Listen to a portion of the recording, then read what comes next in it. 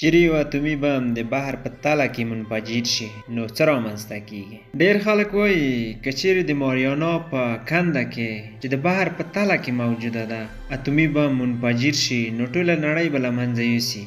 خو دانشمندان په دې نظر دي یو لوی مشکل به رامنځته شي، ولې د ځمکې کره له منځه نشي وړلی. په نړۍ کې په ډېرو ځایو کې اتومي ازمایښتونه ترسره شوي دي، مخصوصا په فضا کې. کله چې په فضا کې یو اتومي بم انفجار کوي نو یو لوی الکتریک موج رامنځته کوي. هغه مصنوعي سپوږمکۍ چې د ځمکې په مدار کې راچرخېږي ګډوډوي او دغې ګډوډوالي ته EMP ویل کېږي. خو اوس که چیرې یو اتومي بم د بحر په تله کې منفجر شي دا یوه لویه سونامي رامنځته کوي. کومه عادي سونامي نه، یو سوپر سونامي چې په دغه سونامي کې د اوبو څپه له 500 مترو څخه هم لوړه وي. او تر ټولو بده خبره خو دا ده چې دغه موج په مکمل ډول د رادیو اکتیو موادو څخه ډک دی. ولې متاسفانه داسې یو اتومي بم هم جوړ شوی دی چې کولی شي له 500 مترو څخه لوړه د اوبو څپه په بحر کې رامنځته کړي. دغه بم د روسانو په واسطه جوړ شوی دی چې د بحر په تله کې له انفجار څخه وروسته کولی شي تر 500 مترو پورې لوړه څپه د بحر په تله کې جوړه کړي. د دغه بم نوم پوسایدن دی. پوسایدن د یونان په تمدن کې د یوې مجسمې نوم دی چې هغې ته یې د بحرونو او ځمکې خدای ویله. روسانو دغه بم ډېر مخکې جوړ کړی و، خو په 2015 کال کې دا افشا شوه چې روسانو داسې یو بم جوړ کړی دی چې کولی شي د بحر په تله کې انفجار وکړي او تر 500 مترو پورې زیات د سونامي موج رامنځته کړي. کوم خبرونه چې د دغه بم په باره کې خپاره شوي دي ډېر خطرناک دي. اکثره خلک یې دروغ ګڼي، خو ولې په حقیقت کې په همدغه شرایطو باندې دغه بم جوړ شوی دی. دغه بم به په یوه زیر دریایي کې وي یا به په یوه صندوق کې د بحر په تله کې موقعیت لري او رادارونه به د امر په انتظار وي چې کله امر ورته وشي ترڅو د هدف په لوري حرکت وکړي. د دغه بم د ویشتلو فاصله 10,000 کیلومتره ده، ولې دغه بم د یوه مشک په رقم حرکت نه کوي بلکې له امر څخه وروسته په آرامه د اوبو په څپو باندې د هدف په لوري حرکت کوي چې د دغه حرکت په واسطه د نړۍ هیڅ مدرن رادار نشي کولای دغه بم کشف کړي. خو کله چې هدف ته نږدې کیږي 160 کیلومتر پر ساعت حرکت سره سرعت نیسي. په دغه وخت کې که د دښمن رادارونه وکولای شي دغه بم کشف کړي خو نشي کولای چې له منځه یوسي، ځکه چې دغه بم هدف ته ډیر نږدې شوی دی. یو بل خبر چې د دغه بم په اړه خپور شوی دی هغه دا دی چې دا د بشریت تر ټولو لوی اتومي بم دی. 200 میگا ټنه زور د میلیونونو ټنو اوبو لاندې. تر دې مخکې لوی اتومي بم چې د انسانانو په واسطه امتحان شوی دی تزار په نامه دی چې د روسانو په واسطه دغه کار ترسره شوی دی.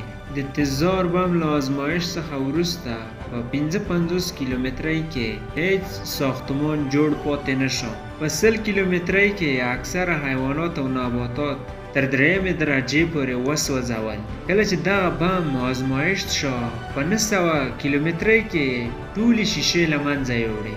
دغه بم د روسیې په نولازملایا په ایالات کې وازمایښت شو. د دغه اتومي بم له ازمایښت څخه وروسته د فنلند او ناروې د هېواد اکثره ساختمانونو شیشې هم ماتې شوې. د دغه بم موج 3 وارې تر ټوله ځمکه راتاو شو.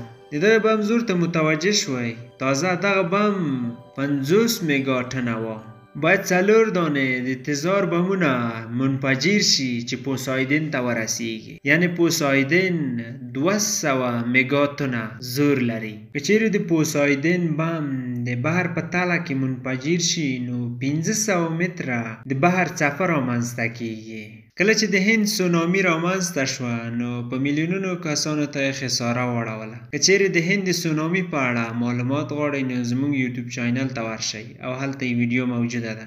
اوس نو خبره دا ده کله چې د هند سونامي رامنځته شوه د هغې سونامي د څپو موج 10 متره و چې په میلیونونو کسانو ته زیان ورساوه. یعنی د تزار بم د سونامي اتلسمه برخه د هند سونامي سره برابر ده. روسانو یو بل کار چې په دغه بم کې تر سره کړی دی هغه دا دی چې په زیاته اندازه یورانیم په دغه بم کې ځای په ځای کړی دي چې له انفجار څخه وروسته دغه اوبه او منطقه ټوله په رادیو اکتیو باندې بدلیږي چې د تل لپاره په دغه سیمه کې ژوند ناممکن کیږي او هر څه له منځه ځي. فکر وکړئ د ساحل په څنډه کې ناست او دغه بم په ساحل کې منفجر شي، یو سونامي چې 1500 متره لوړوالی لري، نو څه کار کوئ؟ ډیر هیوادونه د اتومي توغندیو ضد دفاعي سیستم لري چې کولی شي اتومي توغندي په هوا کې له منځه یوسي. خو که چیرې یو سونامي رامنځته شي نو سونامي په هیڅ ډول له منځه نه وړل کیږي. کله چې دغه بم د بحر په تله کې منفجر شي نو د ځمکې په مخ هیڅ شی د دې امکان نه لري چې د دغه سونامي مخه ونیسي. د واشنګټن پوهنتون دغه عکس خپور کړی دی او ویلي دي چې په دغه سره نقطه کې که چیرې یو اتومي بم چې د 100 میګاټنو په اندازه زور ولري منفجر شي، د امریکا ټول بحري سواحل له منځه ځي او تر اوبو لاندې کیږي.